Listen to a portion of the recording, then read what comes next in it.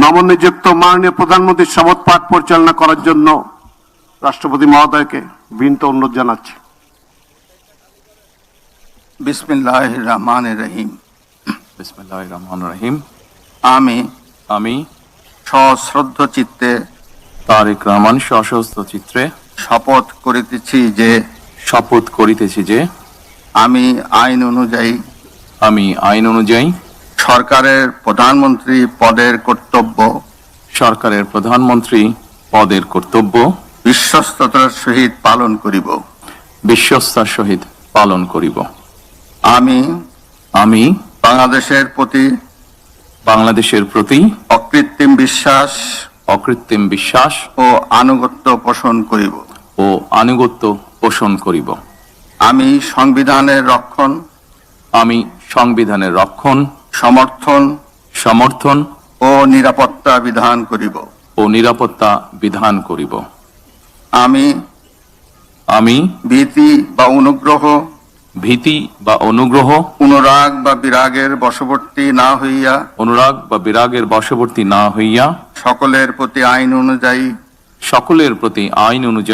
যথাবিহিত আচরণ করিব। এবার মাননীয় প্রধানমন্ত্রীর গোপনীয়তার শপথ পাঠ পরিচালনা করার জন্য রাষ্ট্রপতি মহোদয়কে বিনীত অনুরোধ জানাচ্ছি। আমি তারেক রহমান সশস্ত্র চিত্রে শপথ করিতেছি যে সরকারের প্রধানমন্ত্রী রূপে যে সকল বিষয় আমার বিবেচনার জন্য আনিত হইবে বা যে সকল বিষয় আমি অবগত হইব তাহা প্রধানমন্ত্রী রূপে যথাযথভাবে আমার কর্তব্য পালনের প্রয়োজন ব্যতীত প্রত্যক্ষ বা পরোক্ষভাবে কোনো ব্যক্তিকে জ্ঞাপন করিব না